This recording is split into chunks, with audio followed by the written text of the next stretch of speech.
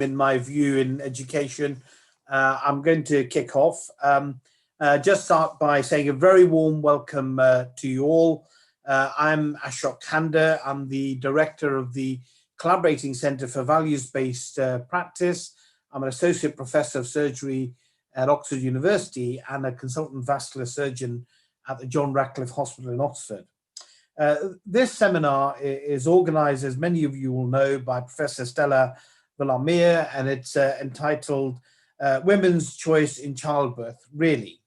It's being hosted by the Collaborating Centre for Values-Based Practice here at St Catherine's College in Oxford.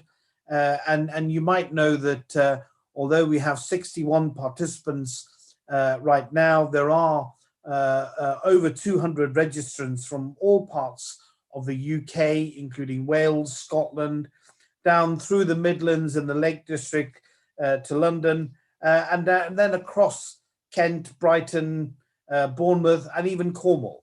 But I know that it's also a very international group of registrants from Spain, from the Netherlands, from the US, Sweden, Jersey, Canada, Ireland, Switzerland, Israel, Australia, and Sao Paulo in Brazil. But it's particularly pertinent to have this in the week after the shared decision-making guidelines were published by NICE on the 17th of June. And I'm delighted that the Collaborating Centre was able to host this. Some of you might know it was planned for last year, but delayed by COVID. And really fantastic that Stella has persevered and got this organised. So I'm going to hand over to Stella for a welcome, and then I'll introduce the first testimonial. Stella. Hello, good morning, good afternoon. Welcome, thanks to you all. Thanks to Ashok Handa, the director of the Collaborating Centre for Values-Based Practice at St Catherine's College, Oxford. And thanks to also the former co-director, Bill Fulford. You both do an amazing job in running the centre, and the warm support you give us all makes the whole of difference. Thank you for your trust, thank you for your vision, and this is possible thanks to you and the center. I'd like to give my special thanks to the women who are sharing their testimonies, their stories with us today. It is with the deepest gratitude that I say this, I'm really, really thankful. I want to thank, of course, the speakers who are giving their talks, Professor Soo Downe and Dr. Brenda Kelly, and the organization and technical support, Michi Sheth and Matt Ellicott, who are helping us so much and making this real. And of course, thank you, all you participants. What do we mean by informed consent and shared decision-making in childbirth? Does informed consent just equate shared decision-making? Who of all involved has the final say? Birth care proposes key questions relating to knowledge, freedom, and what it means to be a human being. And that is what this webinar is about. Welcome and thanks.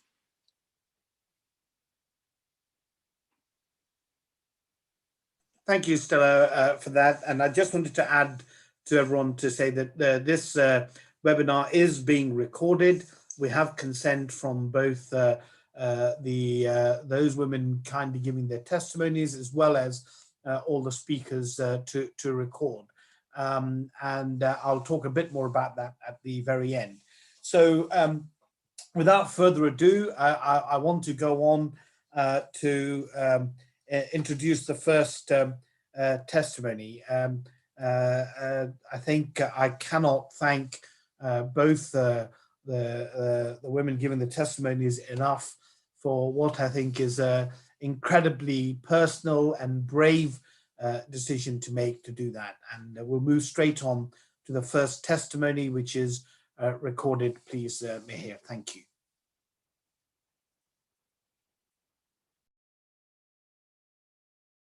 who had a traumatic birth experience. I did have a healthy baby. I had a fairly quick delivery. But the aspect of my daughter's birth that really haunts me is how the so-called professionals took over my body and my experience without any regard to my wishes and my feelings.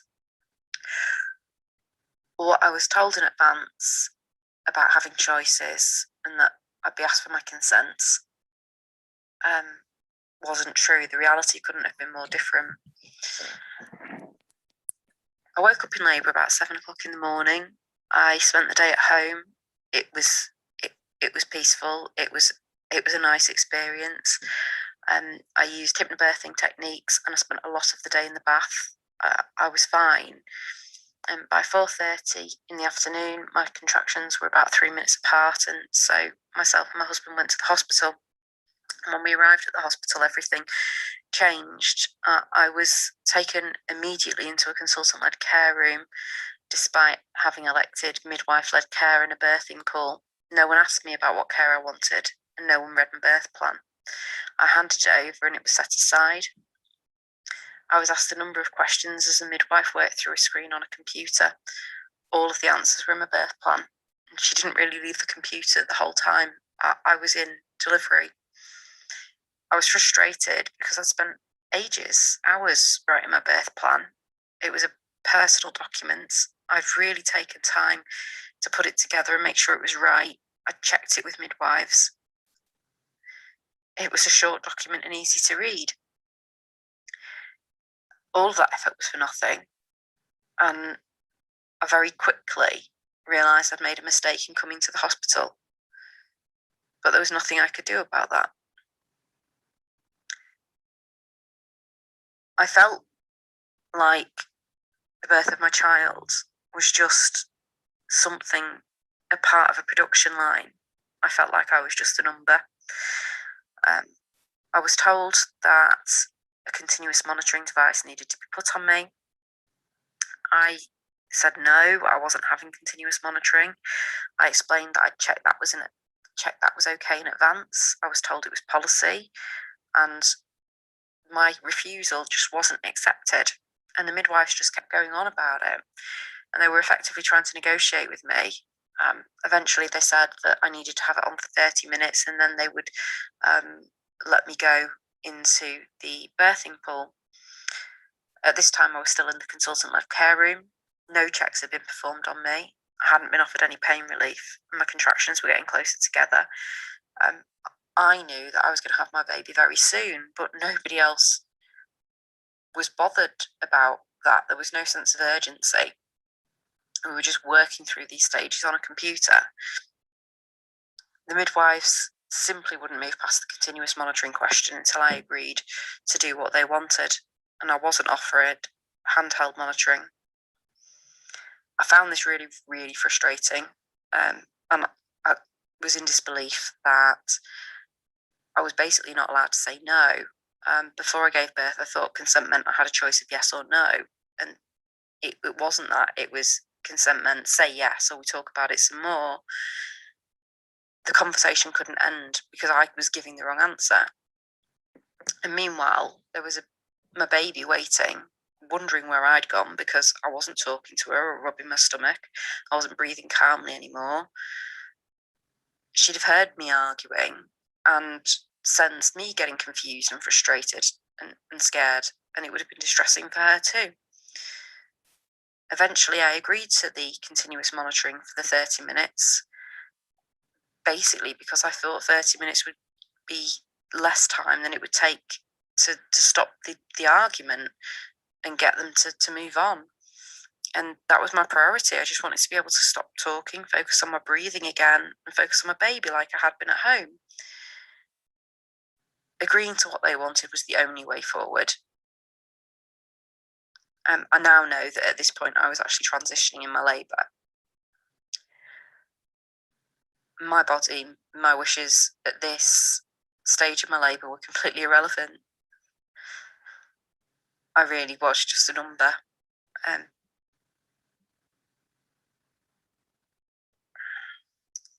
So I had the monitoring equipment done to me, The midwives took my blood pressure and said it was high. This annoyed me because I thought this was ridiculous. Of course, my blood pressure would be high. My contractions were a couple of minutes apart. Since I've arrived, all you've done was argue with me about monitoring. You're not listening to me. I just didn't understand why no one was bothered that I was about to have a baby. I now know that my blood pressure wasn't high, it was borderline. And it wouldn't have been something that would have concerned a midwife such that she'd have intervened in a home birth situation. I had to lie on a bed with the monitoring equipment around my stomach. This was the least comfortable position I'd been in all day. I wanted to get up, but I wasn't allowed to. The midwives were complaining to each other that they were losing contact with the monitor, and they were physically pushing the monitor into my stomach. I told them that hurt. That didn't matter. I felt physically trapped on the bed. I told the midwives I felt trapped on the bed, and one of them asked the other if they should let me sit on a birthing ball, but the other one said no. Neither of them answered me. I felt really violated, and I felt completely trapped and abused. The monitoring equipment was on me for 40 minutes, and then I was told that they needed to monitor the baby on her head because they couldn't get an accurate reading. I knew that the conversation was only going one way, and I reluctantly agreed to that, but I wasn't told that it meant that my waters would be broken until afterwards. And I wasn't told that it meant that it wasn't possible for me to go into a birthing pool until after I'd agreed. When they broke my waters, it really hurt. I wasn't prepared for that. It made my contractions worse, and I asked for pain relief.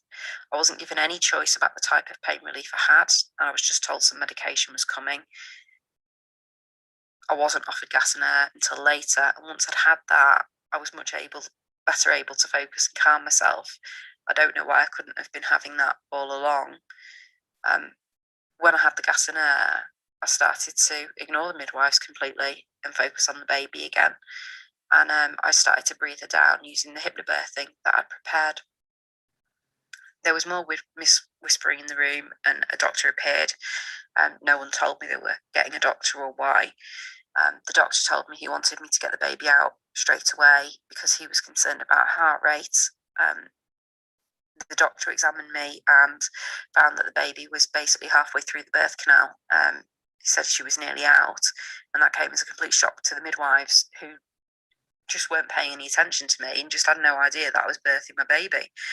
The doctor asked me to consent to suction. I didn't think I needed it, but at this point I just said yes. I just thought it was better to have the doctor in charge of me than the midwives.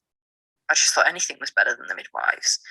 I did what the doctor asked. My daughter was born within minutes, one contraction later. And that was about 2 hours after arriving at the hospital. But those 2 hours lasted forever.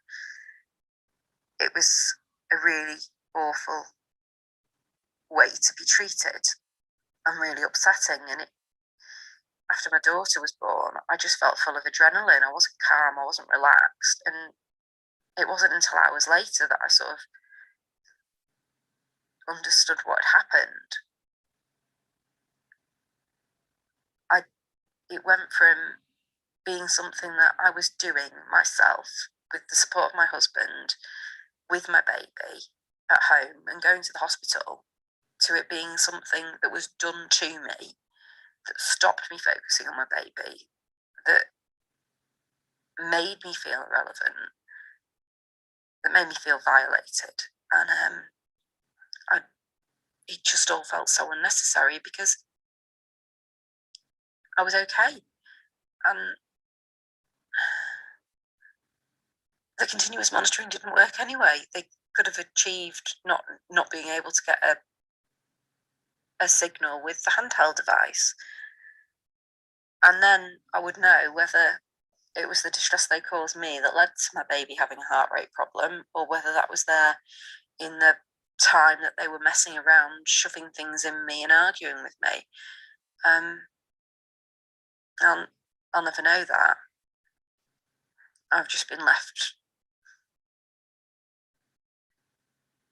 not wanting another child,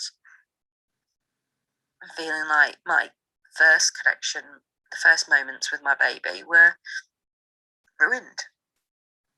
And I can't undo that.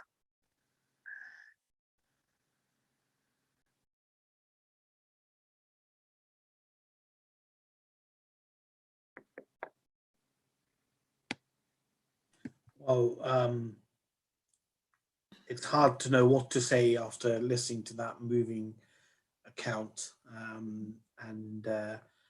Thank you, T, for being able to share that with us.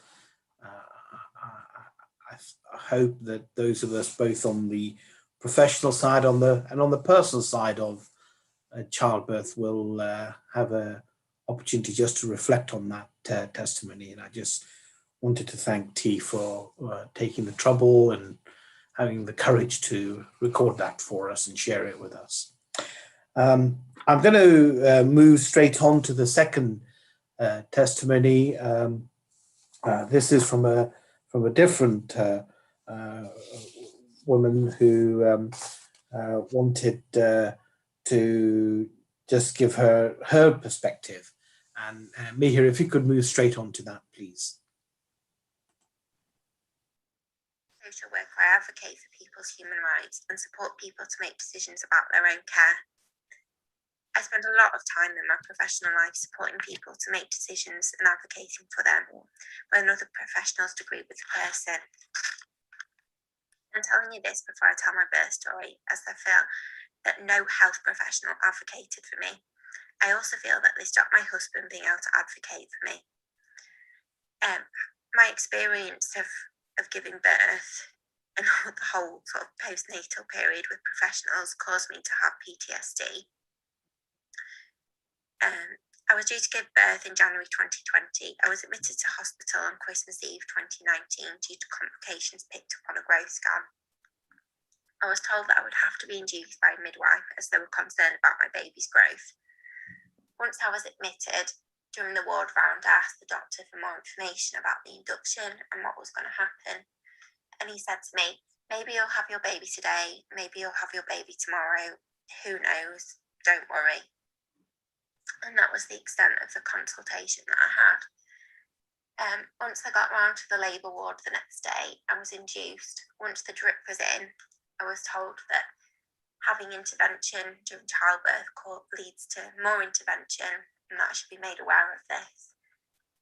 I had a great fear of having an instrumental delivery. I'd heard absolute horror stories, and I told the midwife that under no circumstances would I ever consent to having forceps. That was my absolute biggest fear. During the labour, lots of things happened where I felt like I didn't have control. I wasn't given information. One example was that my baby's on his head, he was put on a heart monitor there because I wasn't keeping still enough for them to monitor him on my tummy, and I wasn't asked if I wanted that. It was just done to me. When I got to the pushing stage, his head was in the wrong position, and I was told that I'd have to go to the theatre. I'd known that his head had been in the wrong position since I'd had the scan the previous day, and I'd repeatedly said throughout my labour to the midwives when I was on the ward, what happens if his head doesn't get in the right position? And I was told, don't worry, it's going to happen, stop worrying. I felt that I was perceived as a very anxious first time mum. So when it came to the consultant coming in, examining me and telling me I needed to have forceps, I begged and pleaded with him to have a cesarean section. I didn't want to have forceps. I didn't want it at all. The consultant didn't tell me the risks of having forceps. All he said was, if I didn't have them, my baby would die, and it would be on me to live with that decision. I kept asking to have a cesarean. I can't tell you how much it distresses me talking about this and how much I didn't want to have forceps. They took my husband away, and the anaesthetist and the consultant said, you know, I had no option and this is what was happening.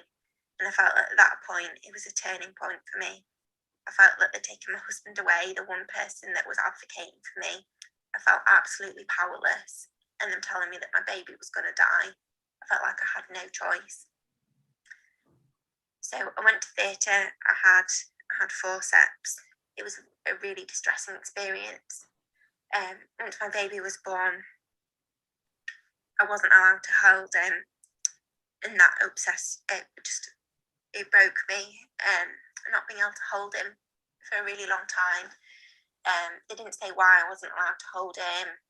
I'd had blood loss, but it wasn't significant. I was awake, I was talking, I was asking to hold my baby, and I was told no. So I didn't get to hold him until I was into the recovery room. The whole experience, I felt that nobody advocated for me, nobody listened to me. And I know for a fact that if someone had told me all the statistics of having an induction, the dangers of having a forceps delivery, I would not have consented to it. And I don't feel that I did consent to what happened to me, because it wasn't informed consent. You know, there was no discussion about all the risks that could happen. And having this birth, it absolutely traumatized me, and I had to have therapy to get over the experience.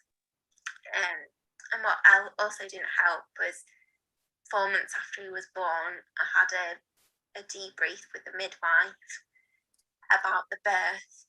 And she told me, we don't tell you the risks of what can happen because we don't want to scare women.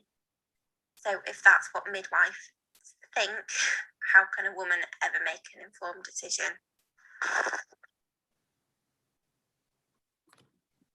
Oh, thank you. Thank you so much. Thank you for willing to let us know your stories. Thank you. Yeah. So thank you to both C and T for sharing their stories with us, and you can just tell from listening how hard it must have been just to relive that experience in this way. And I hope that they might get some comfort from some of the discussions that follow today. I want to move on to introduce the first of our three speakers. I have great pleasure in welcoming Dr. Brenda Kelly. Brenda is a consultant obstetrician and a subspecialist in fetal medicine at Oxford University Hospitals NHS Trust. She's also the clinical lead for maternal safety in Oxford, and I know she cares very passionately about that. She's the founder and lead of the Rose Clinic. This is a specialist clinic for women and girls with female genital mutilation. And she also has a huge part in teaching our undergraduate students as well as trainees in obstetrics. So Brenda, thank you for agreeing to speak, and a warm welcome to you. Thanks, Ashok. And thank you, Stella, for inviting me onto the panel today. My pulse rate hasn't quite settled after listening to those testimonies. And as ever, when I hear such stories, I'm at once deeply humbled, but also it's a very grounding experience for a clinician to hear that. As Ashok says, I'm involved quite a lot with teaching at undergraduate and postgraduate level. And one of the questions I sometimes posit to, trainee obstetricians and junior midwives, as well as medical students, is, what do you understand about childbirth trauma? Because what our two witnesses have just discussed is really traumatic birth experience. Now, almost without fail, when I put that question to that particular group, I get hands go up in the air, and I get answers about, traumatic childbirth is, that code red cesarean section, the cord prolapse, the shoulder dystocia. And whilst that those are events that could be very traumatic for women, what our two witnesses have spoke to is the landscape of maternity, where in reality, that landscape is peppered with stories that you've just heard, like you've just heard, So that they've not been asked about what matters to you, not being asked about how you feel about particular interventions, not being heard, dehumanized, this notion that you feel you're a number on an assembly line rather than a person with full entitlement, denied rights over your body, rights that outside that delivery room door you have, full access to, denied agency because the man-made world of obstetrics privileges specialized knowledge over the woman or birthing person's thoughts and feelings. Now, one of the interests I have, which partly stems from work I do in the Rose Clinic, the clinic around women and girls FGM, is trauma. And that has led to my own personal wider exploration of trauma in childbirth. And I was speaking to a psychologist not so long ago about the PTSD arising from childbirth trauma. And, our second speaker alluded to her trauma after the birth that still lives with her. And when we think about PTSD, it tends to be caused by peaks of emotion during an adverse experience. In this context, we've been talking about birth experiences. And those peaks of emotion lead to those memories of the event being coded into part of the brain, which is different from where we normally store memories, such that triggering thoughts or events or a further pregnancy can lead to recurrence of PTSD or ongoing PTSD. Now, in trauma therapy, the two peaks of emotion that are tend to be addressed is one is a peak of emotion around that fear that you yourself could die or your baby could die. Now, in terms of psychological therapy, provided that neither has died, that those peaks are actually easily reduced.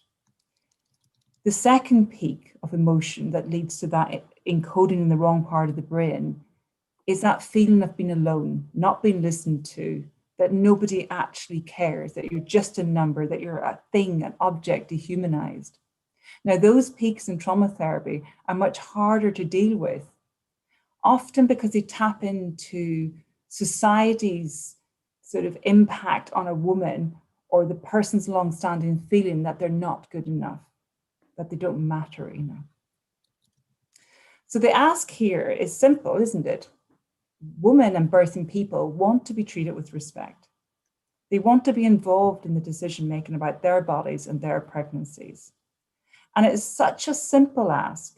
It is mind-staggeringly simple when one considers the huge progress and strides that have been made in women and gender rights over past decades. So why are we even having such a meeting today? Why is it so difficult to meet this ask for each and every person giving birth in a consistent manner? Because there's no doubt we get it right sometimes, and we get it right quite often, but we don't get it right universally. Now, I think part of the challenge when we think about shared decision-making is that there's confusion about what it actually means. And part of that confusion is a conflation between shared decision-making and informed consent. That if we think about informed consent, that means we have to go through every risk and every benefit, because we've all heard about Montgomery, which, by the way, has been largely misunderstood by many health professionals in the front line. But we think because that we have to go through every single risk and benefit, that that's going to take too much time, and that the workflow in our busy delivery suite would just simply grind to a halt. And embedded in that is the notion that shared decision-making, because it is informed consent, only refers to big decisions. Now, those two misconceptions overlook important facts. Shared decision-making is not equal to informed consent. Shared decision-making is a continuous process. It is a conversation. It is not simply about listing risks and benefits. Like any conversation outside a delivery room, it involves listening and talking, reflecting, listening, talking, pausing to listen. And shared decision-making is a continuous process, not just about the big decisions on delivery suite, such as our second speaker talked about, the going to theatre, forceps versus cesarean section. Those are important decisions. But many clinicians in the front line think that shared decision-making only really is involved in those type of decisions, mode of birth.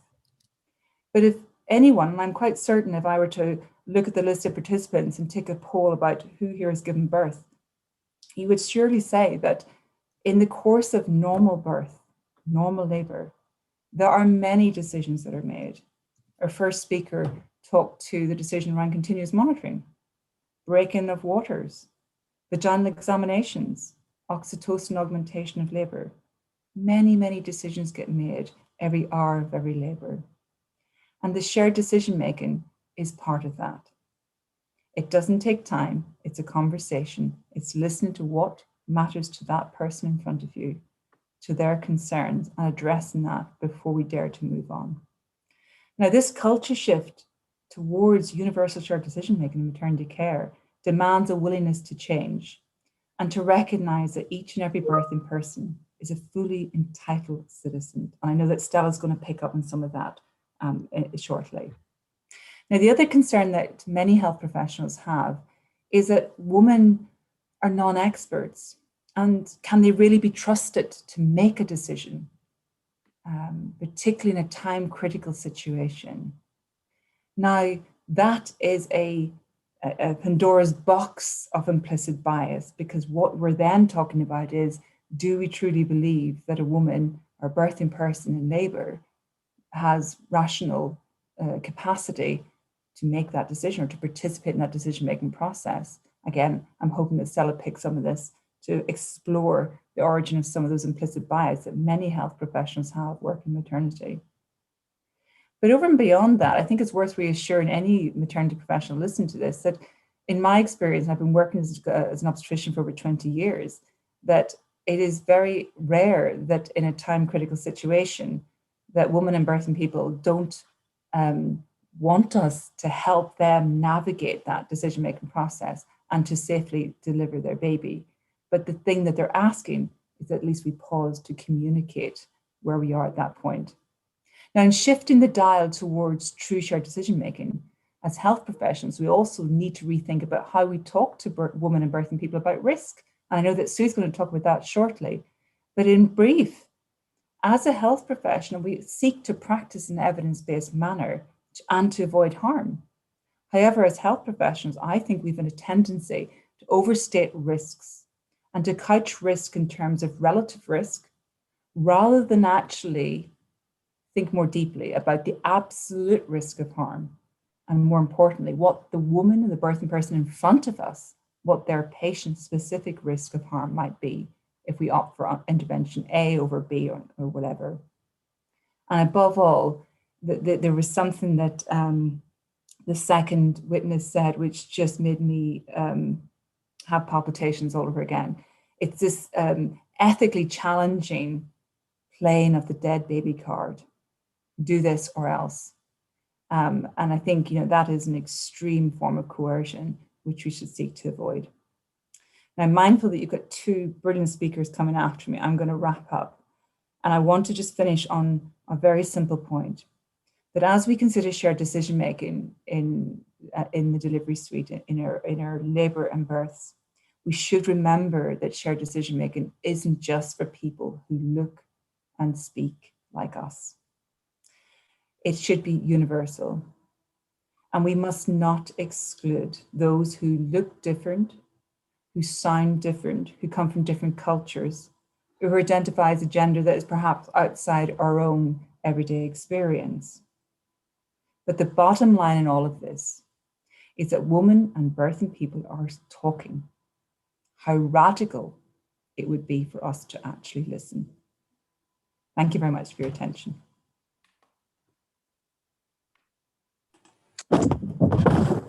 Thank you, Brenda, for both picking up the issues from the testimonials and bringing your experience and thoughts on that from someone on the front line.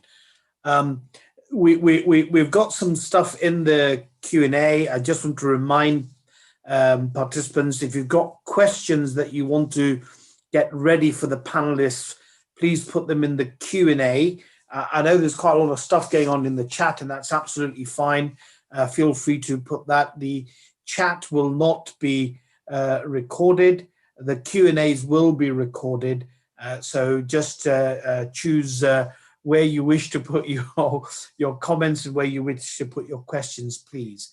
I'd like to move on now to our next speaker, Professor Soo Downe, so OBE, no less, from the University of Central Lancashire. So Soo spent 15 years working as a clinical and research midwife, and in 2001 she joined the University of Central Lancashire, where she is now the Professor of Midwifery Studies. Her main research focus is the nature of and cultures around normal birth.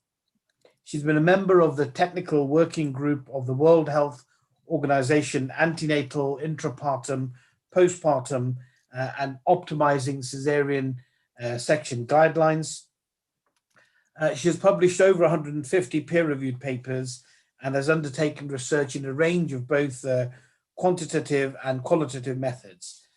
She is also a member of the NHS England Better Births National Stakeholder Group. So I have great pleasure in inviting Soo to speak, and I'm so delighted, Soo, that you agreed to speak at this webinar. Thank you.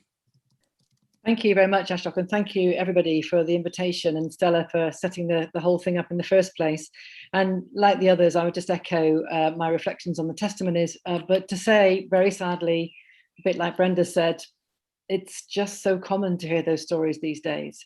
And to an extent, that's what we have to be dealing with, the fact that those kinds of stories are becoming kind of normal. And, you know, to me, that's the shocking illustration of where we've got to in maternity services and where we must row back from. Those stories must become so rare as to be almost unheard, and that's definitely not where we are now. So Brenda made some fantastic points, and I'll probably allude back to some of them as I go through. I have got some slides in this case. So the topic, as you can see, is taken from this Model T Ford comment. When the Ford first came out, apparently one of the marketing slogans was, "You can have any color as long as it's black." And I think this is the illusion of choice I want to refer to. And building on what Brenda was saying really about, you know, shared decision making, there's also another step on this, which is actually co-creation and co-production. And to an extent, and again, echoing Brenda's point, we've misunderstood Montgomery and Lanarkshire, because it's supposed to be about, first of all, finding out what is material to that woman or birthing person, and then working out her, you know, what's going to be happening in collaboration with her, flexibly tailored to her, what matters to her, and then adapted as the pregnancy, labor, and everything else goes on. And that's exactly not how it's being used. So I quite like this kind of framing of this. So co-production is a meeting of minds with shared solutions. It involves people working together from the start or to the end of the project that affects them. And it's valued where people, it's a situation where those who use it value all participants equally. And it seems to me we have to have these kinds of underpinning constructions of what we mean when we're talking about choice and control and everything else in childbirth. It's not just a tick box exercise, it's something much more profound than that.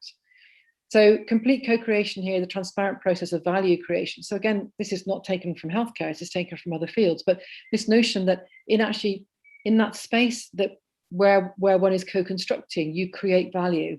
And I'm going to come back to that a little bit towards the end as well. So this actually is now applied to healthcare. So the basic co-creation is just you do what you're told. Basically, patients take their medicine or children do their homework. Intermediate is where the service recognises that the people using the services also have skills and knowledge and expertise, and that's adapted and adopted.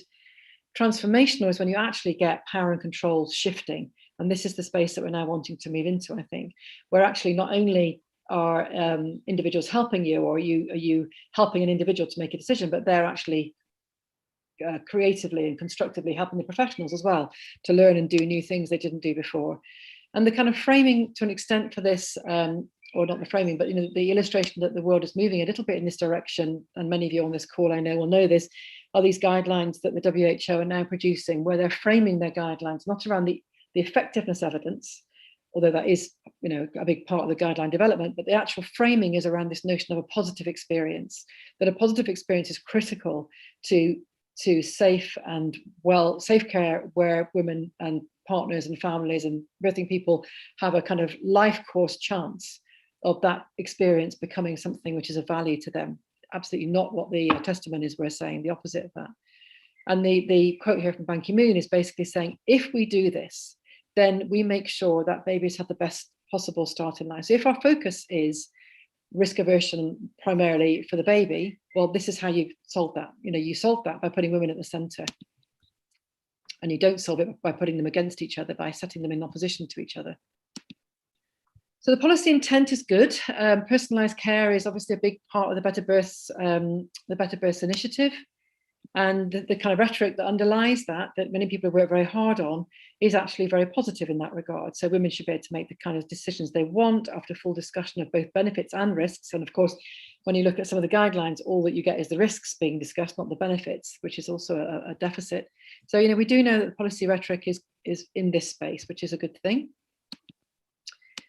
And personalised care plans are an important part of the Better Births initiative. Now, I'm just going to give you some of the recommendations from the Ockenden report. And again, these are also in the Ockenden report. So maternity services must ensure that women and their families are listened to. This is critical and very important. And at the bottom part as well, CQC inspections must include an assessment of whether women's voices are truly heard, not just listened to, but truly heard by the maternity service through active and meaningful involvement. And this is just framed around the MBPs, but really that should be applied to all individuals, should be truly heard. And then the second one, that there must be accurate information so women can make informed choice. And again, as Brenda says, informed choice is not necessarily the whole piece, but it's obviously really important. And what Ockenden says is that women must be enabled to participate equally, and their choices should be respected. All good stuff. But then we also have this, and in fact, there are some places, I think this is Gloucester, where they're developing personalised care plans that seem to be more than just tick boxes, that do seem to be engaging with these notions of what this should be. However, part of the tension in the service is captured by this other requirement here, risk assessment throughout pregnancy. Staff must ensure that women undergo a risk assessment. Well, what if they don't want to, for example? So this recommendation, so that the staff have those other two previous recommendations, they're great, and then they have this recommendation, which seems to stand to an extent in opposition to the notion that women should have a choice in what they have. Women must be formally risk assessed, so they have continued access to care provision, etc., and it must include ongoing review of the intended place of birth specifically, which I think is quite interesting, and again, I'll come back to that later. So I know there's some people from Birth Rights on the call, so my thanks to Birth Rights. I've used a lot of the data, a few slides with data from your recent survey with Mumsnet, so thank you very much for that. So over 1,000 women who gave birth, sorry, my little box here is showing up, at least once, I think that says, yeah. And then the percentage of responses, like, again, some of you will know this on the call, 14% said that their decisions were overruled at various points.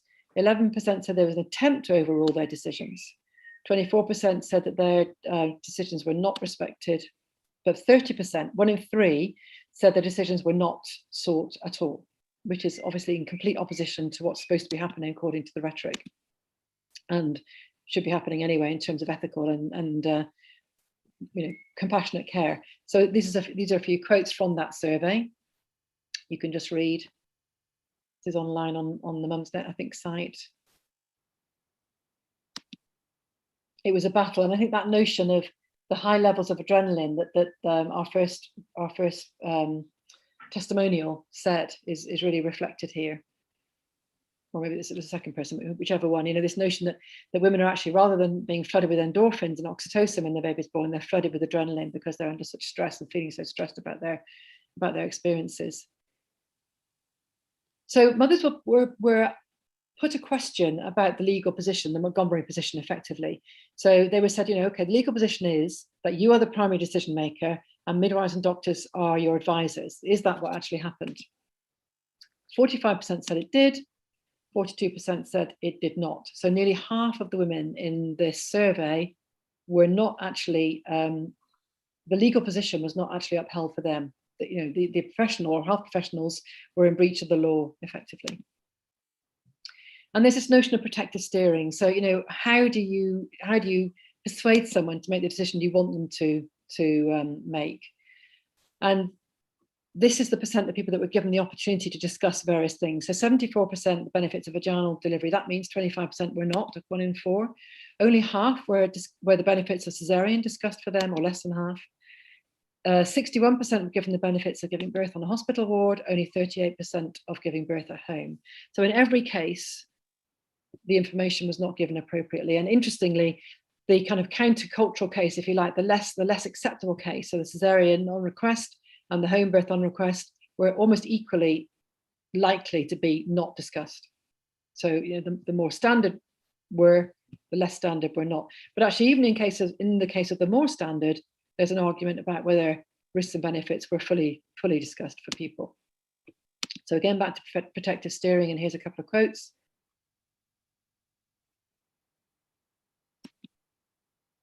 Or one quote, sorry. And there could be quotes there about women wanting cesareans as well, or induction. 43% said the information wasn't tailored to their situation. More than half would have liked more information about place of birth and choices in birth.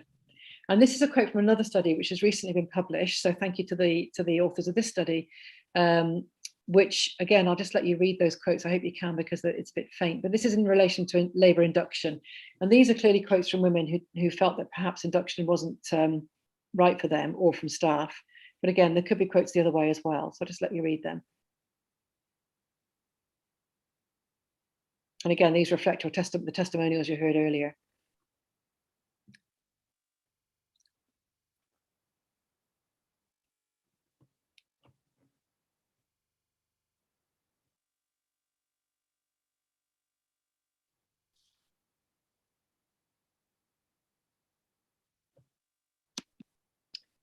So what's in a word? Okay, so even if women are given information about various, and in this case we are talking about, and again I completely agree with what Brenda was saying, the conversation gets reduced usually to what mode of birth, what place of birth, that kind of thing. And in fact, it should be much more nuanced than that. But just to go back to the standard choice offer, if you like. So say there is a discussion about vaginal birth and this happens, and then women are given statistics, and they're usually population level statistics. Again, as Brenda says, they should be absolute numbers per thousand rather than percentages, but we know what kind of thing gets said. So the data are presented on a population level, but of course different hospitals differ hugely about what this might mean. So it might mean something that looks like this or this, because the birth, of course, is only what happens after the labour.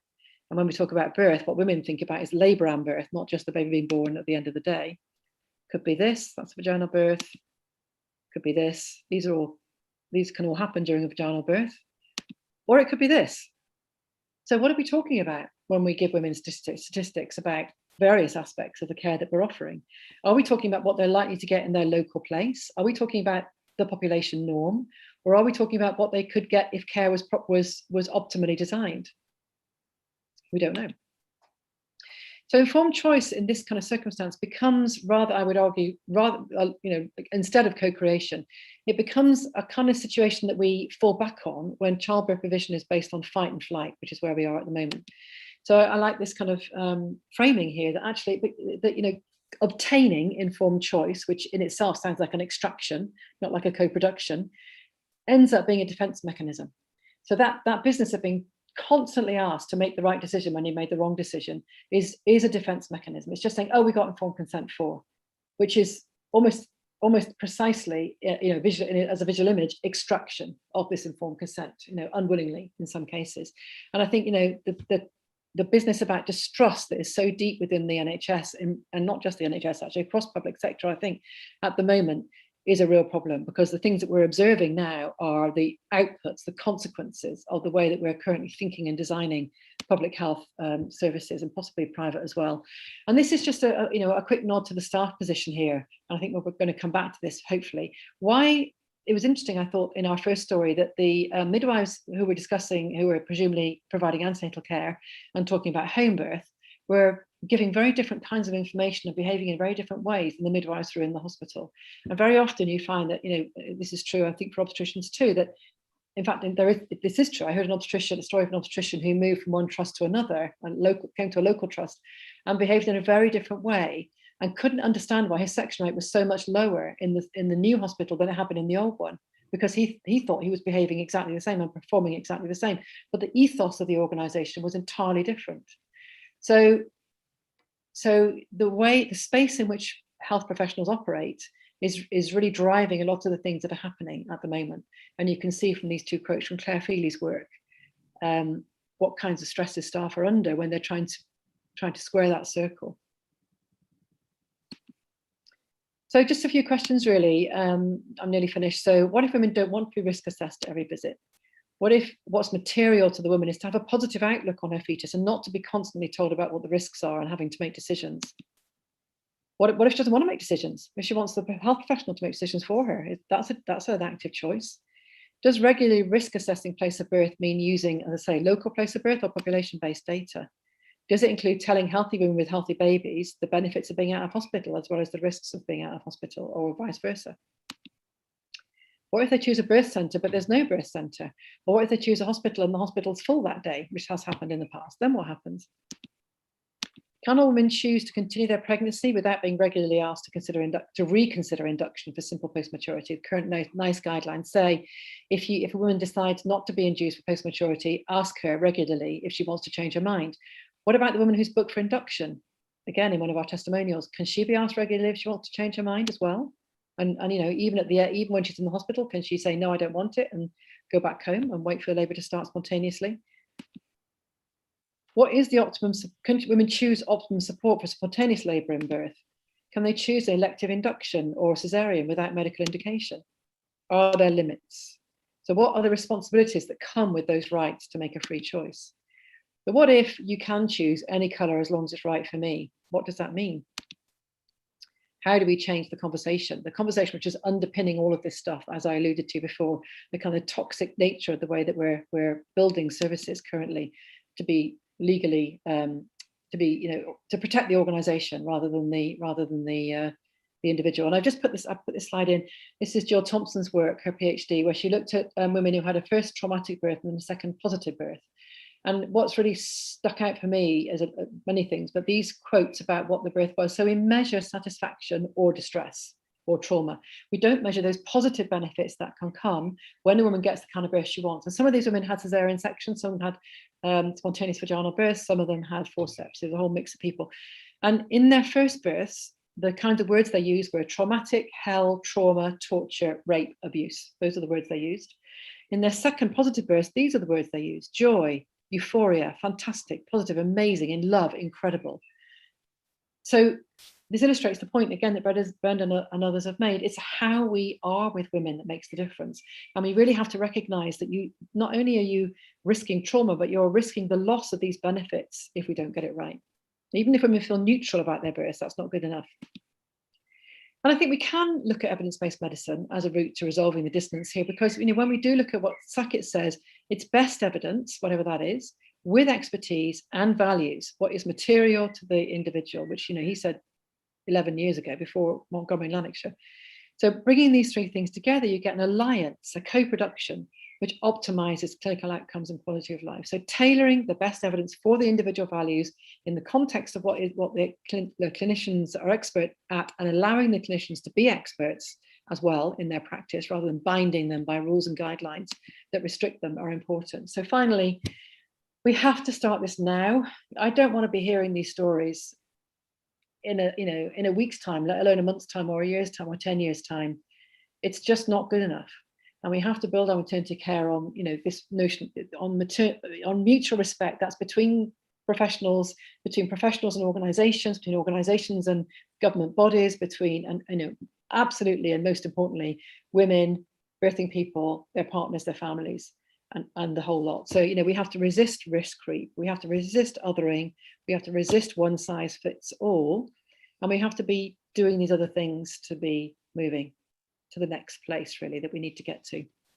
Thank you.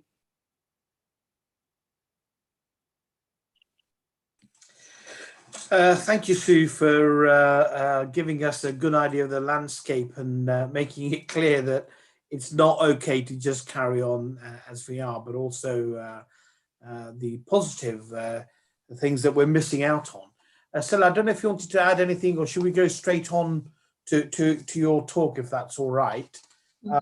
Yes.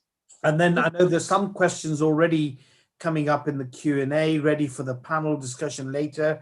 But please add your questions to that. I'm not ignoring them. I'm saving them for the panel session.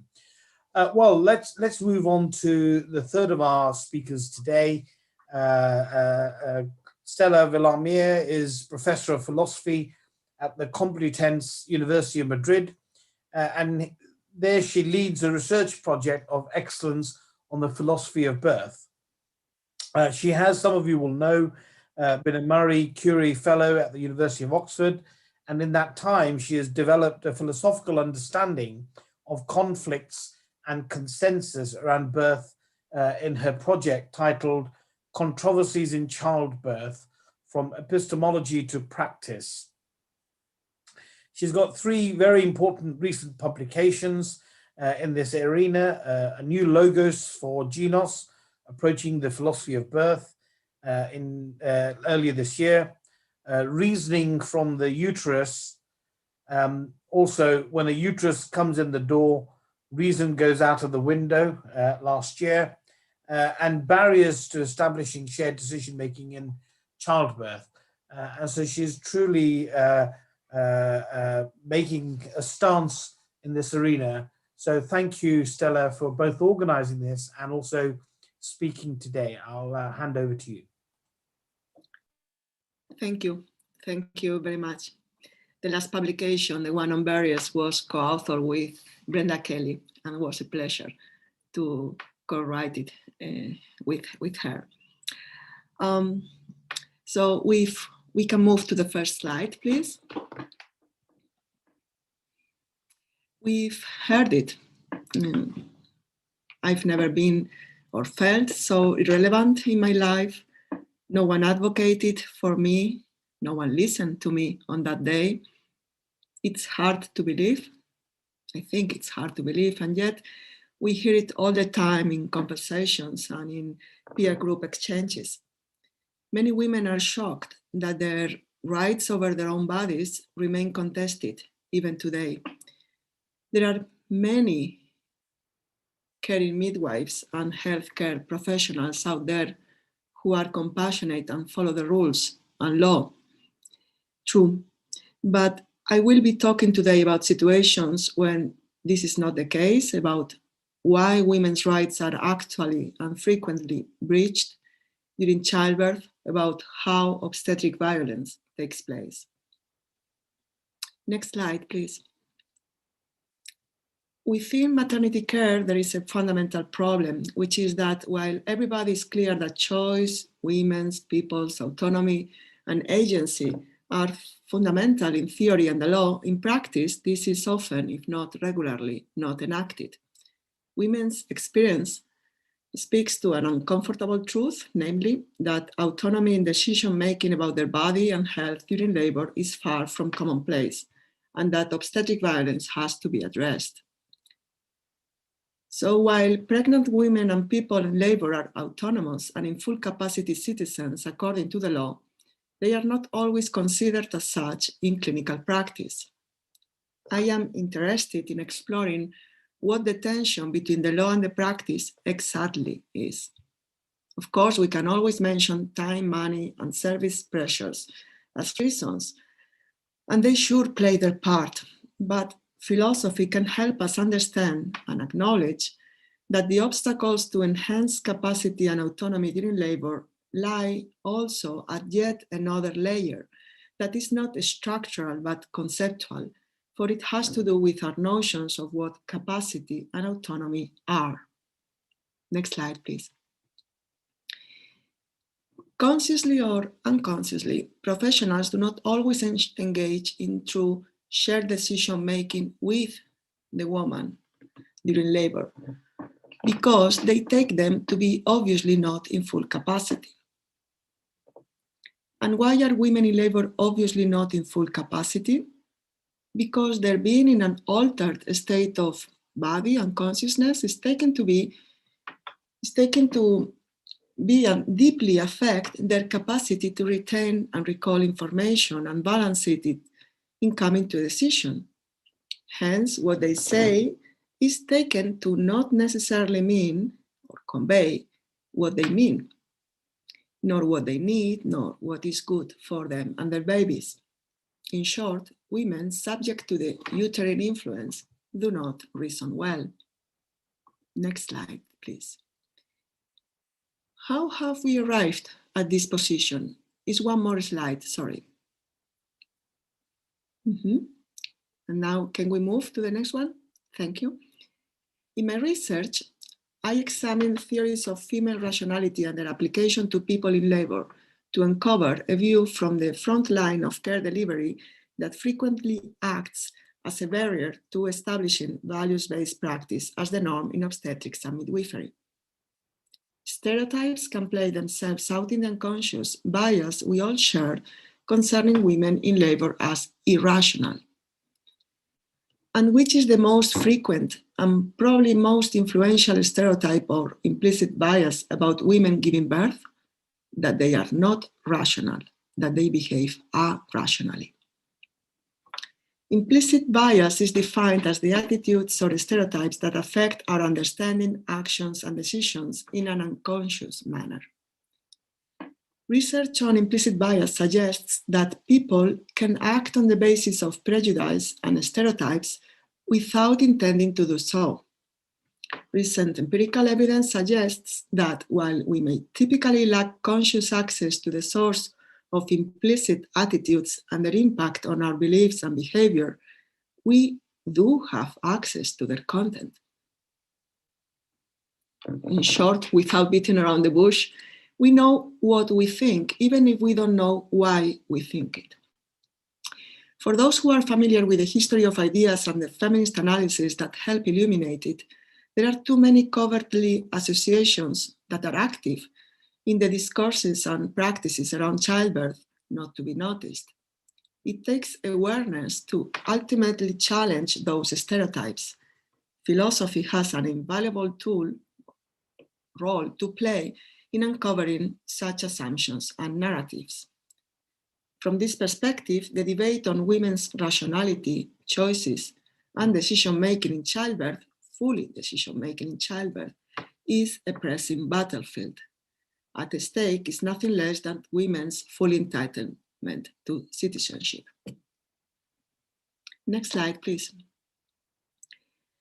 In the testimonies, we have heard to which extent women have their rights breached during childbirth. The result is tons of emotional pain and mental suffering. In what follows, I'd like to take a philosophical approach to explaining how we can protect their rights during childbirth. And to that aim, I focus on the role of implicit bias and gender stereotypes in a particular area of birth care, the capacity or rationality of a woman in labor. Someone in labor far from embodies the typical or ideal characteristics of a rational agent.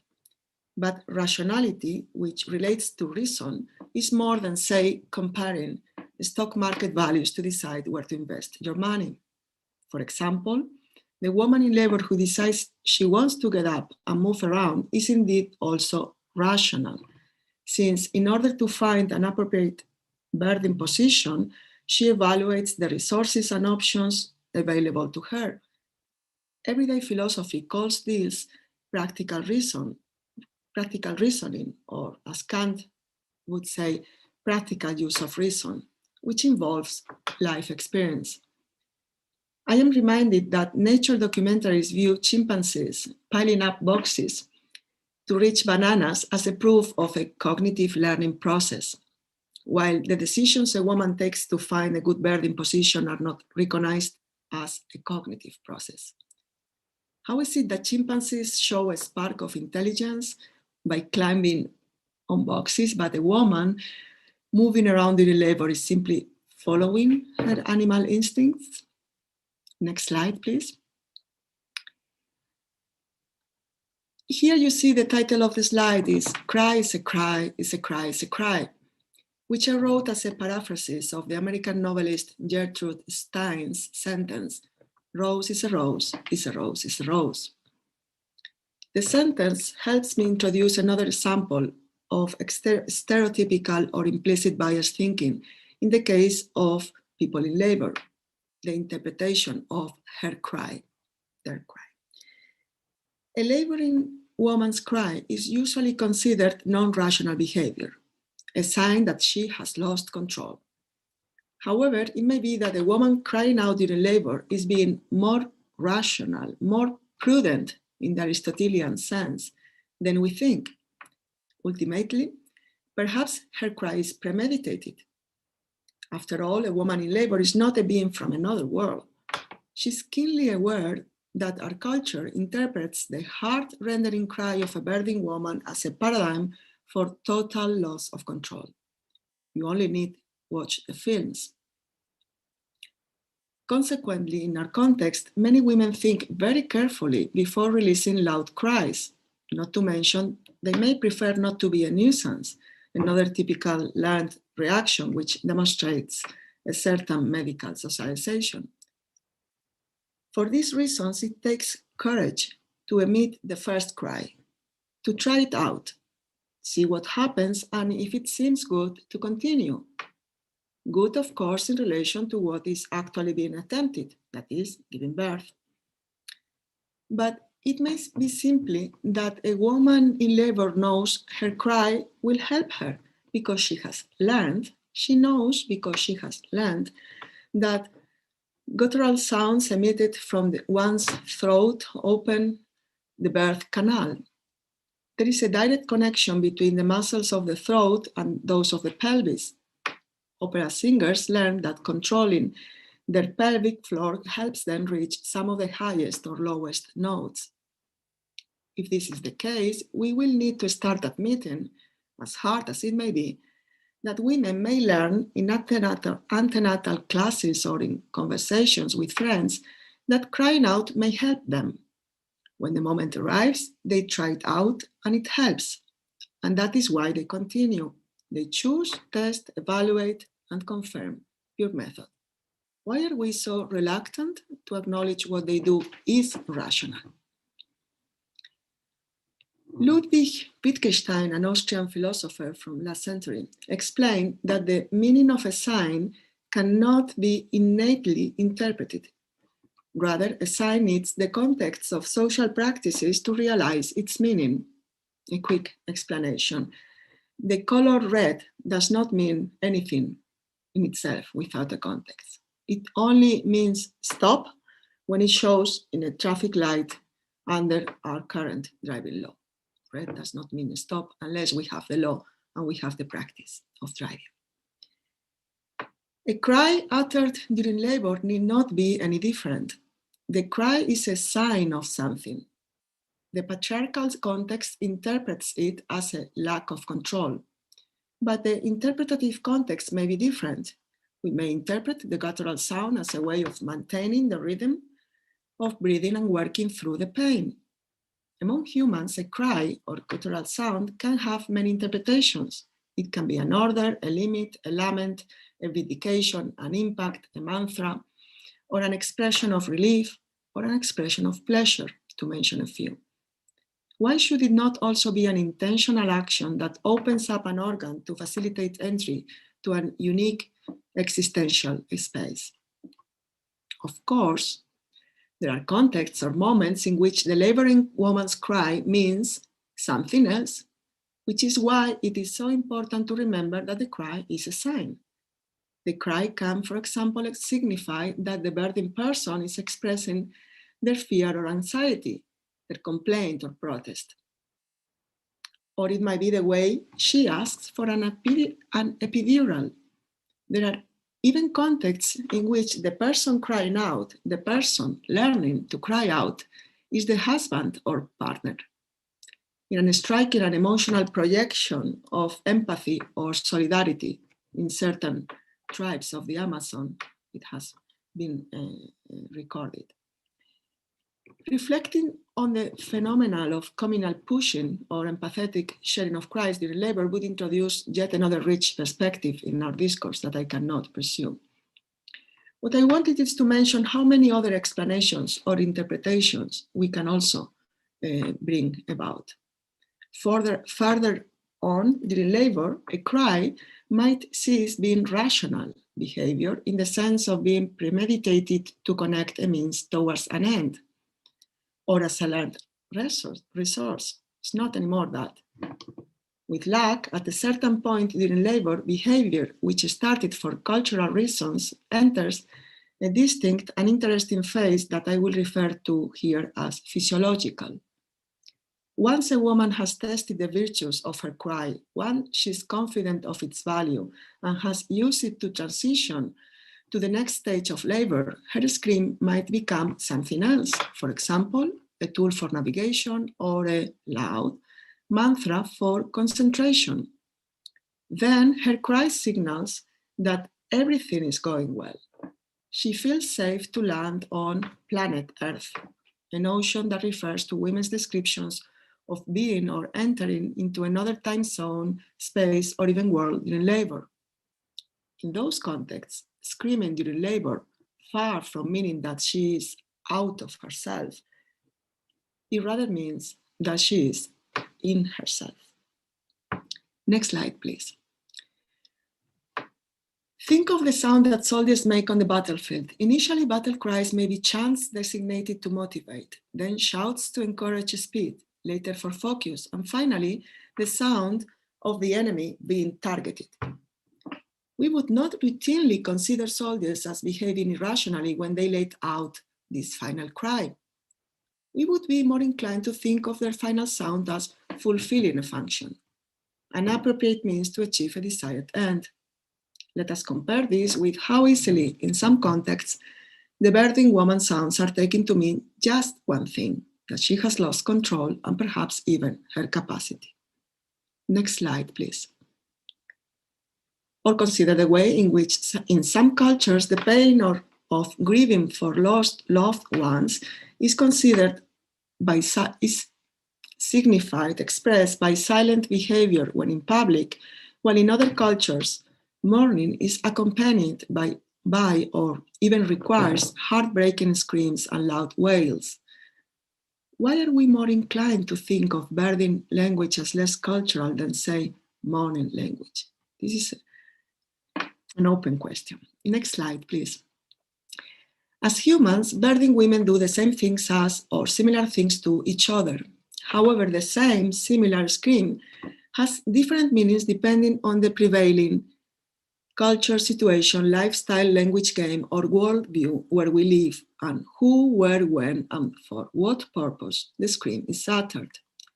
We must challenge the uniformity of birthing behavior to allow different and better interpretations in context.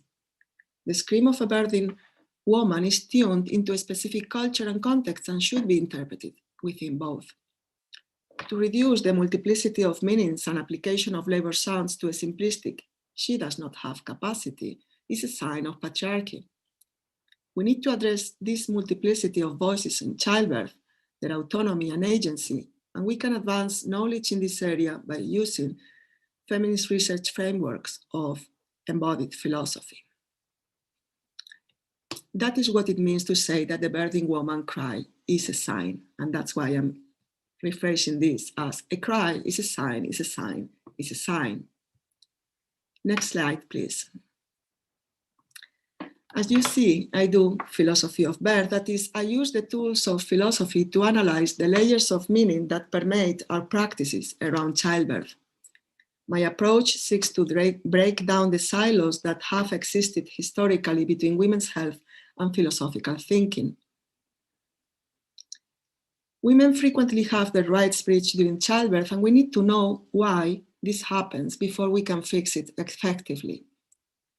I think by taking this approach to explaining how we can protect those rights and analyzing how much of birth care continues to underestimate the capacity of a woman in labor to behave as a fully entitled citizenship might be of help. So next slide, I'm finished.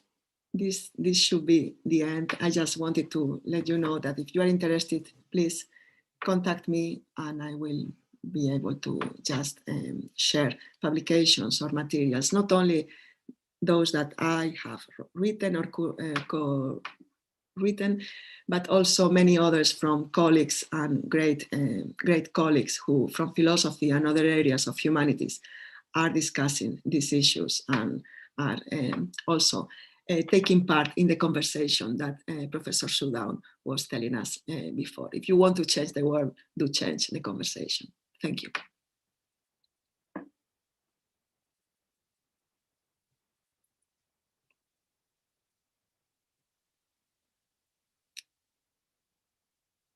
Yeah. Ashok, you don't have your micro.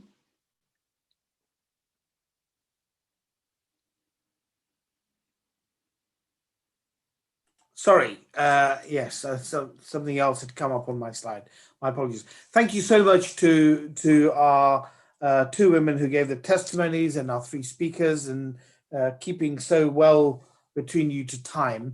I'm going to ask all the panel to now unmute and also have your videos on. I can see you've got your videos on, and we now move on to the discussion part of this webinar. I'm going to take the liberty of going up to some of the questions, and I guess we might like to start with Natasha Carr's comment on that the testimonies were very sad to hear, and that these practices addressed through some routes, but they're not the midwifery care that she has experienced or worked with. And I thought, Sue, maybe you could give us some insights into, I think you already spoke about the Mumsnet survey, to say, well, how common are these? Yeah, thank you, Natasha. I mean, it's a very good point to make. And I think one of the things that we probably need to be thinking about is, why is it that given very similar political and socio-political circumstances, some hospitals, some units, some midwives, some doctors seem to buck the trend and do much better than others. So it's definitely true that there are large numbers of women and babies and birthing people who have very positive experiences. But actually, if even one has an experience like the ones we heard today, that is one too many. So, and we know it's far more than one. So I think, I kind of agree with Natasha, but I also think that what we should be doing is, rather than keeping quiet about that, about those services and organisations where things are going so well, we need to be really looking for them and saying to them, how are you doing this? How are you managing this in the context that everybody else is struggling, or not everybody, but I mean, many other people are struggling so hard with. And if you look at the data, some of the data show this, that different hospitals are doing things very differently with the same kind of financial and staffing issues. How? So I think that's a very big question for us to be pursuing. I just Brenda, what you said. To add to that. Sorry. Yeah, so I'd say that definitely it's important to learn from where we get it right, and learn what good looks like. I'm just also going to put a plea out there that a lot of the conversations I'm hearing and the feedback I'm hearing is coming from a particular demographic, which is largely white and European. And the work that I do with migrant women speaks to a very different birthing experience, and their voices are hugely underrepresented. So that was the play around, we have to seek those voices in order to make sure we've got a culturally competent service. Yeah, I completely agree. Thank you. So there's another question saying, is there a danger about talking about women and birthing people being involved in decision-making rather than in control of decision-making, which masks the reality that the birthing person has the right to ultimately control and to decline care, and that we should respect this? I don't know whether, Sue, you might start with that one. Yeah, and I actually responded. I don't know if that was Sheena's comment as well, but I responded to Sheena. Thank you for bringing that up in the general chat box. Absolutely, and I think this is partly what we're both. I think we have been referring to. The testimony where women are constantly asked to change, asked if they will consent to something until they agree. So that any color as long as it's black, again, it's that same thing, isn't it? Oh, you choose blue. Well, actually, we haven't got blue. Would you like to choose black, please? So I think that's the running narrative that runs through all of this, and I think that it's come out in a number of different studies. Claire Feely's found it in a few of her studies about women making unconventional birth choices. I think there was one particular example where the midwife was told to keep going back to the woman because she was making the wrong decision. So the midwife was trying to support the woman, and every time she went and reported that to the midwife in charge of the ward, she was told to go back and ask her again until she made the right decision. And I think that it's this notion that that decision is the final decision has to become something that we accept, and not only accept it, but not to accept it with bad grace, but to accept it and go, that's fine, that's perfect, that's the right decision for you. Let's work with that and see where we go with it. Because you have to build. If we set up conflict, then all that's going to happen is increasing conflict. You're going to get into a downward spiral of toxic conflict, and that, I think, is part of the problem in some of these trusts where things aren't going as well. That the space to accept that people don't always make the decisions you want them to is just not there, because the organisation is becoming so insistent that the staff within it behave in a certain way and tick a certain number of boxes and write certain things down. And it becomes very difficult to operate outside of that restricted space if you're a member of staff, and just to say, no, that's what she said, that's what we're going to do, and we're going to do it with good grace, and we're going to do it with compassion, and we're going to do it with skill, and we're going to follow through. I'd just add to that, Sue, that I agree that the comment around the final decision is the woman birthing person's decision. I mean, what I was talking about very much, and I'm an advocate of, is that shared decision making is a process, it's a conversation. And women, have the right to make a bad decision. I say bad, I'm going to put that in inverted commas. It may be something that, it may not be a decision that the healthcare professional would make. And I'm just picking up on one of the other comments in the chat box around, we have this risk-averse culture, and how do you balance between sort of the pressures on the health professional as an individual from the institution to, make sure that you keep going back to someone until she makes the right decision. I think, in this shared decision-making process, we have to recognize that every health professional has a duty of care. And if we look at litigation, it's where we breach that duty of care to the woman. But that duty of care, implicit in the discharge of that duty of care, is to ensure the woman or birthing person has access to the right information, the evidence-based information, and to not put our bias onto how we couch that discussion of risk. And this is where I come back to, if you think about some women who make the unconventional decision to have a home birth, if they're in an otherwise high-risk pregnancy, actually what the evidence-based information there would be to determine what her absolute risk is of outcome, sort of morbidity outcome number 1, 2, and 3, and to ensure that they have the right information to make an informed decision. That is what is expected of us by the rights, the human rights side, but also legally as well. And I think we sometimes lose sight of that, and this has come back to what Stella was talking about, women and birth people have capacity. We can't escape this historical embedding in our psyche that women are, by nature of having a uterus, irrational and incapable. And I think that is deep in our psyche when we approach these difficult conversations. And the thing that saddens me hugely, and there have been a number of cases, I don't know if anyone here is following open court where you can attend. I mean, there've been shocking cases of women who are making decisions that are then pushed through the court system because of this fear that they're making the wrong decision, and the questioning of their capacity and their rationality in making those wrong decisions. And that is a very dangerous path to go down, because we end up having a coercive situation that is becoming legally pressed upon a woman. So I'm going to go to Stella next. Thank you. So building the conversation, a couple of ideas. One is a linguistic a commentary that comes from English. When in English you say shared decision making, it's not clear where the hyphen is. Just by virtue of saying it, it's not clear that it is a shared decision making. It is not a shared decision making. This is not at all a problem in other languages, like in Spanish. In Spanish, it's very clear how we say it. But in English, the fact that the rules, the guidance, are talking of SDM, which is even more shorter, leaves this in the ambiguity. Are the professional and I going to share what? the process of making a decision, because the decision is mine. The final say, who has the final say? The user of the health service, the patient, us, in any other service in the hospital or in any area of health, as it is also, of course, enforced and supported by the law. So the first thing is that it is not clear to many of us that what is shared,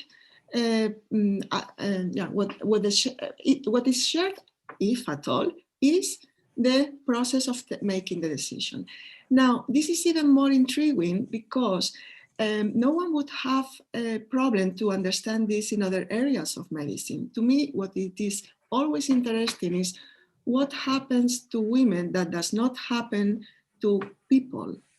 And I just want to mention, for example, someone who has as a religion being he or she is a Jehovah's Witness, and they don't want to be transfunded to receive blood infusions or transfusions. There is no way they will end up with one of those blood transfusions. There is just no way. But those no ways happen in maternity services, and that has to do with how we take the no and the expression of will when they come from someone else than a man, or when they come from a woman. That's the second thing I wanted to say. And the third thing is that, as you both were saying, we should not just kind of think too quickly. Of course, women are in capacity. Of course, women are fully entitled subjects. Of course, we don't think anymore that just because of having a uterus, you reason not that well or not well enough. Of course not. We are beyond that. And we should not think that those, let's call it now, prejudices, for just not using other words, are gone by will, or just because we don't like them to be playing their role. And it is still the case that women's testimonies in court, as you were mentioning, Brenda, are less valued, have less importance as in different situations. So yeah, it's not only that it happens, it's that it happens because we are talking mostly of women's bodies and women's lives. Can I just make another quick point as well, which is just following, it's a different point to the one Stella's make, but I also think it's worth bearing in mind that we also, as health professionals, I'm talking as a health professional here, make the assumption that the evidence we've got is good evidence, but actually very often it isn't. You know, the evidence, for example, on large babies, well, scans are inaccurate for large babies. The evidence on dating, you know, even now, ultrasound scans are, if you have an early ultrasound scan, it can be out by up to 5 days. And if you have a mid-trimestral ultrasound scan, it can be out by, I don't know, 2 weeks or more. And Brenda may know more about this, but not necessarily accurate. And I think this is the other thing, that the evidence is presented as if it is inviolate and absolute. And in fact, and there's many stories of women being induced, for example, for big babies or small babies when their baby was perfectly normal weight, or, you know, because the babies, whatever reason. But the inaccuracy of the knowledge we have, I think, is very problematic. And I think we have to have some humility here when we're having the conversations with women. You know, we used to say that everyone should have a routine episiotomy if they were primogravid, or, you know, babies should routinely be laid on their stomach, or women should routinely have DES if they were something. And the woman goes, oh, well, that means 997, they're going to be okay, but 3 not. But I don't like that 3. But actually, we don't know really completely accurately the gestation of a baby to be able to make that judgment for that individual woman specifically. So I think in all of these things, we have to say, we're giving you the best information we have, but actually there are loads of queries around this information we're giving you. So we can only give it you in those boundaries of our uncertainty, our own uncertainty. But of course, we don't do that. Thank you, Sue. So there's one other thing around the importance of quality preparation classes that teach communication skills, negotiation, expression of needs, and what's expected from the partner can make a difference. So what do you think about, the question is, do you underestimate the positive impact of that preparation period around that dialogue, and whether the current health service where you might see a different midwife or healthcare practitioner each time you come for your antenatal sessions makes that continuity difficult? Sue and Brenda, you might want to address that. Shall we go first this time, Brenda? Brenda, I think you're up first. So I misunderstood you. I thought you said I'll go first that time. I mean, your question, I'm going to bounce this back to Sue, because actually the work of our midwives in birth preparation is extraordinary. And I think they're, given that pregnancy is physiological and that the majority of women are cared for by midwives rather than obstetricians, I think the work that's put in prior to coming to birth, in both in talking with women and listening to what their values are, what their background is, what their hopes, fears, and anxieties are, and then helping them articulate that into a birth plan. I mean, by the way, I do think that on every ward round, every delivery suite, the first thing you should do, unless it's time critical not to, is actually look at a woman's birth plan to enable you to get a snapshot of the person who's inside that room. So I think antenatal education is phenomenally important. You're absolutely right. When I'm dealing with matters of complaints, one of the most common themes, second to communication lapses, is the lack of continuity of care and lack of relationship building with a trusted health professional. When I say trust, it's someone who is listening, who is interacting with you in a positive way to help you towards planning the birth, with the understanding that, labor is one of those extraordinary experiences. It's at the sort of hands of our autonomic nervous system. We can't control it, but we know there's a lot of things we can do in terms of preparing for it. So I'm going to hand over to you at that point. Yeah, I mean, I agree. I think the difficulty is if you get all that preparation and again, we heard it in our testimonies, if you then hit the labour ward and, nobody pays any attention to it, but that's almost worse than not having it in the first place, because your expectations are then not met. I'm not saying that women shouldn't have it, they should, but I think we should be very conscious when we unravel that or ignore it, that we're doing twice as much harm as we would do, if it wasn't there in the first place, I think. Yeah, I mean, I think the question was also, should we be changing the system to permit more of that to happen? And I'm sure everybody on this call knows, or at least those in the UK do, that the government commitment, the maternity commitment, is for continuity of carer for all women, and specifically enhanced continuity of carer for women who are in more marginalised or disadvantaged groups in the next year or two. I can't even remember what the current deadline is, 2022, I think. So, because it's shifted a bit. So that is the commitment, and it is being rolled out in many places around the country. There are questions about how well it's being done. So in some places it's being done very well. In other places, if you have an elective cesarean and see the midwife that you saw antenatally, the box is ticked to say you've got continuity, which is highly debatable. So I think, like all these things, there's always a risk that edicts get corrupted, but the edict is there and the backing is there to try and do it. There might be more about this in the next week or so, because the Health Select Committee is reporting on maternity services. So there might be some interesting information about what's happening with that commitment over the next week, in the next week or so, in the UK anyway. But yeah, so long answer to your question, Ashok, but yeah, there is a government commitment. It is supposed to be happening, and I guess we hope it's going to happen more effectively in more places, and that it both works for women and for staff, because part of the problem is life-work balance questions when it's not done well. But the intention is it should be, and it should also integrate with obstetrics so that women have a seamless experience. So one question, not from the question and answer box, but from me, is that it seems to me that when we're talking about a lot of these things, when we're talking about trying to get shared decision making, that there certainly appears to be some strain between the woman's values, maybe the healthcare practitioners, and also between them and the organizations, where people are saying, well, I've got to follow the rules, and there's a strain there.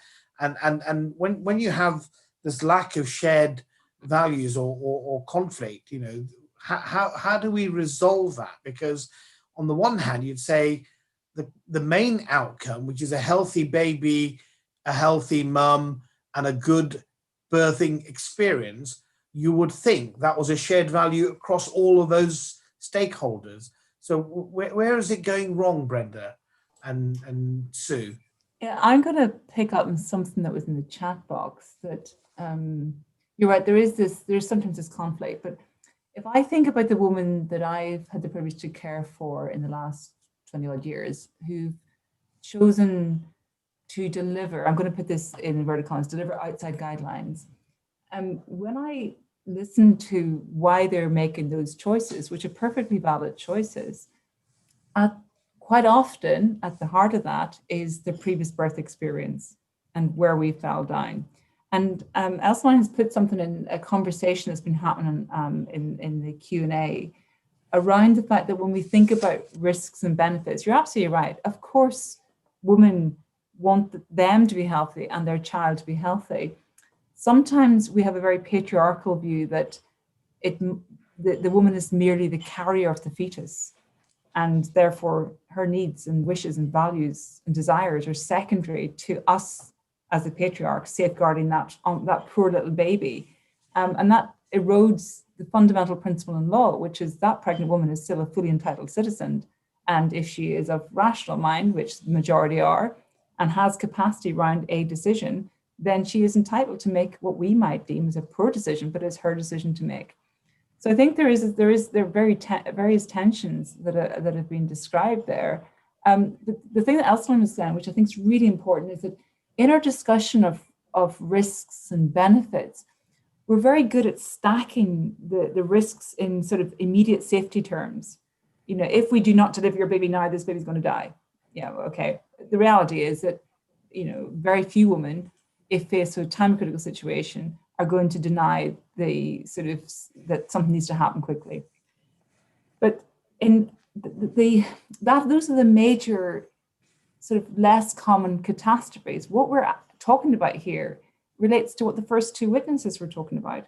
It's the sort of the chronic, endemic, low-level denial of women being heard in the context of labor.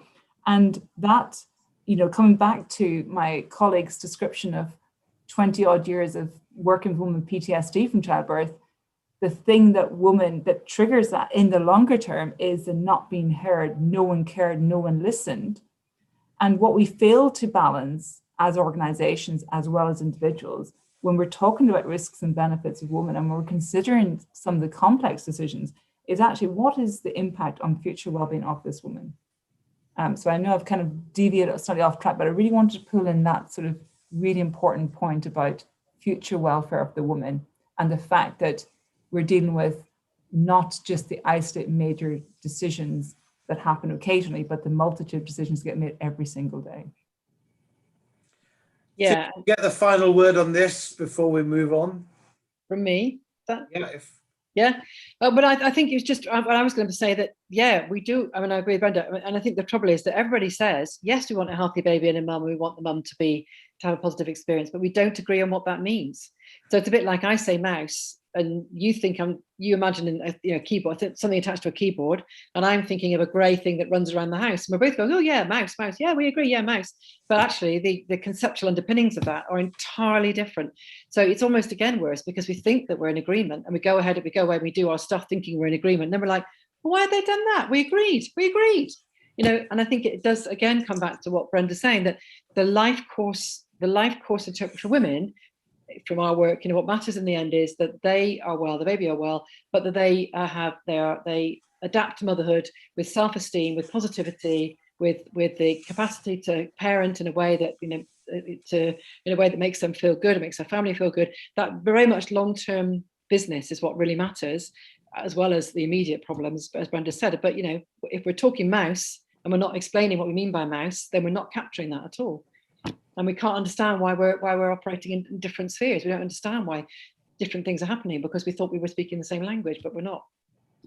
And I would like to add that it is also that we are talking mother and baby, woman and baby, but in fact what is going on is much more intertwined, so that as much as we have to talk about and we want to acknowledge that what it is at stake is as much health as well-being, that those two factors apply as much to the mother as to the son or daughter, because in fact babies are also not only someone's that we want them to be healthy, but also someone's who we want to be happy. And in this kind of combination, that is the adic entity that women or recently birthing people and babies are, there is no way to have one without the other. And that is why also this has so much impact, because we are not talking only about those who give birth. We are talking about everyone, because everyone is being born. Thank you. On that note, I'll bring the discussion session to a close. Thank you to Brenda and Sue and Stella for answering those questions. I'm sorry we didn't get to all of those questions, but those are recorded and we will pass them on to the panelists. And I know that there are many other comments in the chat as well, which help the debate. I'm going to invite Stella now to have a few minutes talking about values-based practice childbirth and moving forward, talking about next steps, and then we'll come to a final debrief and close, if I may. So Stella, over to you. Oh, thank you, Ashok. We see it. We are here because we know it, and we are probably feeling as excited as we expected to be part of this move towards change, and to be able to engage into conversations and into making an impact. The way we would like to move forward, because this is the section about what we can do and what are our next steps, is we are very, very thankful that the Collaborating Center for Values-Based Practice in Health and Social Care at St. Catherine's, University of Oxford, is hosting a site on values-based practice in childbirth in their website. They've offered us this space, and that gives us the chance to launch what we can call the Values-Based Practice in Childbirth network at the Collaborating Center for Values-Based Practice. So let me give you a very short description of how this can work, and invite you all to participate, to take part in this network.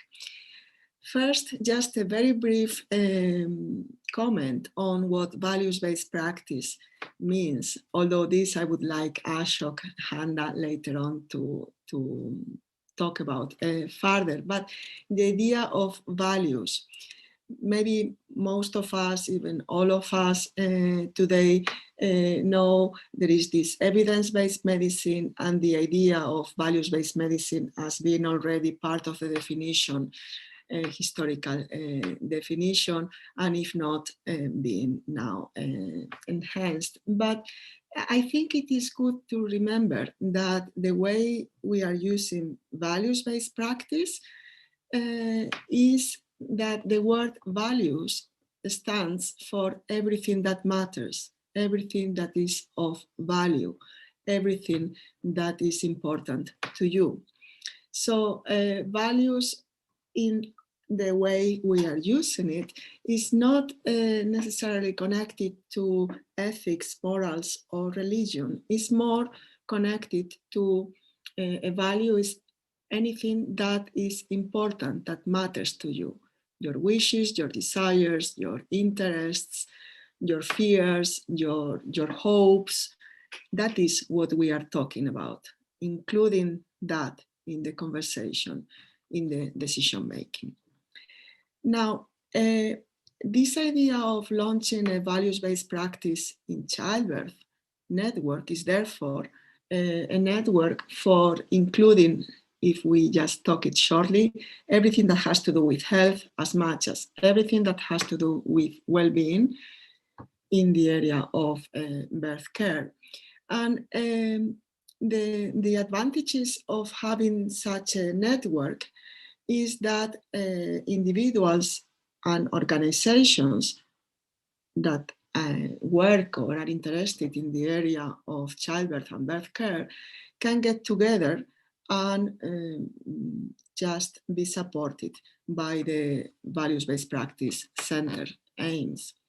So a network, the network we are launching today and to which I invite you to participate, a network is a self-organizing community of interest that brings together stakeholders with diverse experiences and skills. So our idea in launching this network on values-based practice is to exchange and analyze different perspectives to develop a values-based practice in obstetrics and midwifery. And what the values-based practice center offers, what the center at St. Catherine's offers us, would be a strong web presence. So each network, ours too, would have its own home page and related postings hosted by the values-based practice website and supported by the website manager. We will have priority access to the resources in the center. We would be having help for communication, for engagement with wider community. I'm conscious about the time.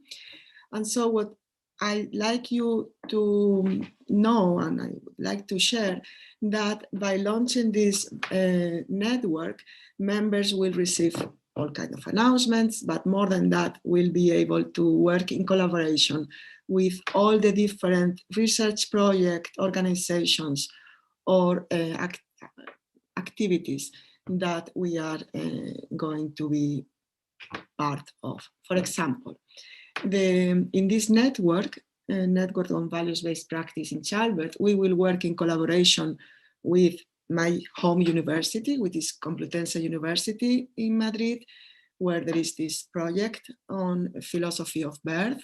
But more important than that, we will be working with the International Birth Research Association, what we call the IBRA-A, because it has another word afterwards. The International Birth Research Association was funded only a year and a half, 2 years ago, and with the pandemic, it's not yet completely, I mean, it's funded, it's legally funded, we have everything, the statutories, etc. But it is now kind of waiting for all these crises to release and then be moving forward. So it is a very nice way that we will be finding to collaborate with the association.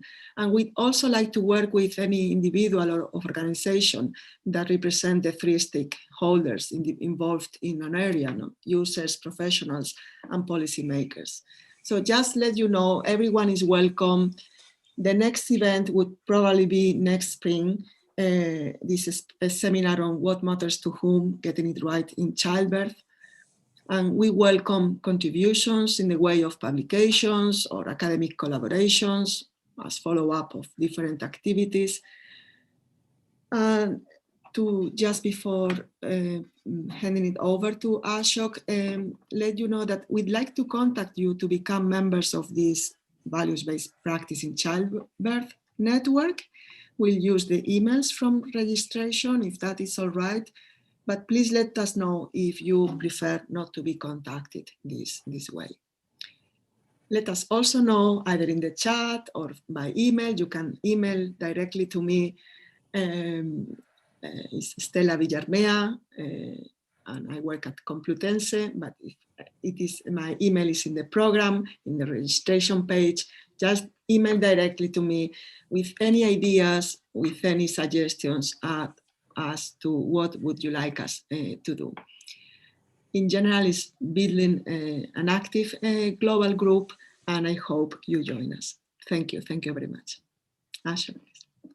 Thank you, Stella. I just wanted to have a quick sort of reflection on what I've heard today.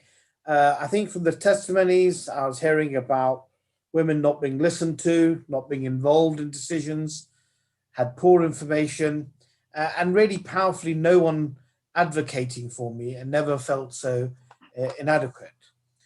We heard from Brenda about the really important difference between consent and shared decision making, and the woman as an expert in herself, and also this concept that a woman in childbirth might be lacking capacity, and that implicit bias about thinking about women as inexperts and lacking capacity, but also thinking about individual risks for the patient rather than that population or departmental or local risk, but actually individualizing to that person.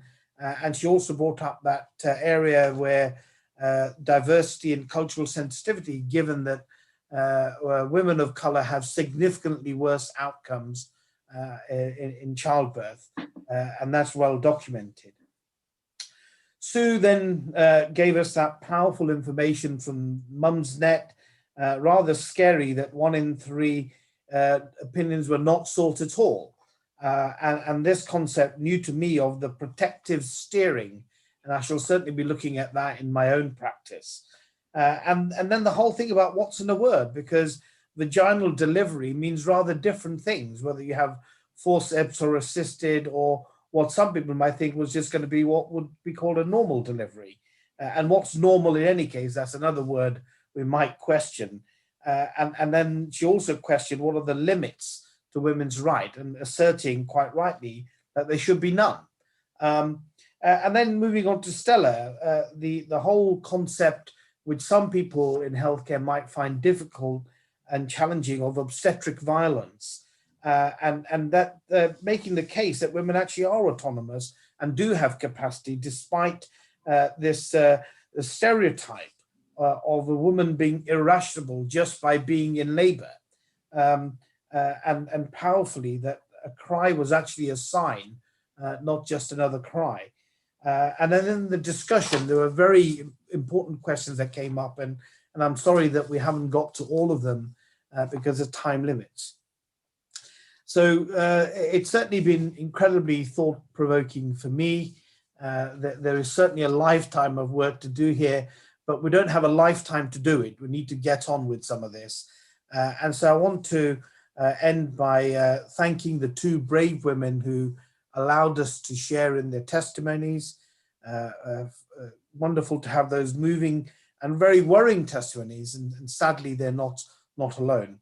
And thank you, Soo, and thank you, Brenda, for sharing your huge expertise and thoughtfulness on this. And to you, the audience, for the questions and comments, a multitude in the chat saying that this is important to all of you. And then I also want to thank Mihir for making the technical aspects work and taking the recording for us. And also Stella for getting the concept and not being put off by COVID, and persevering and making sure this very important webinar, which also announces the launch of the network.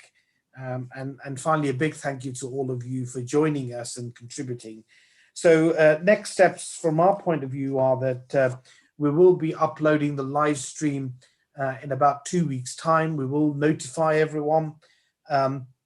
I'd welcome any of you to visit the values-based practice website. You can all join as individual or organizational members. The advantage is it's free, and also we won't overburden you with more than, on average, 1 email a fortnight. And please get in touch, and please look at what Brenda said in the chat, which is please join up with the network. Thank you all, and I'm pleased to say we're finished just under time, which always makes me happy and hopefully has made you happy by finishing on time. Thank you very much. Thank you so much.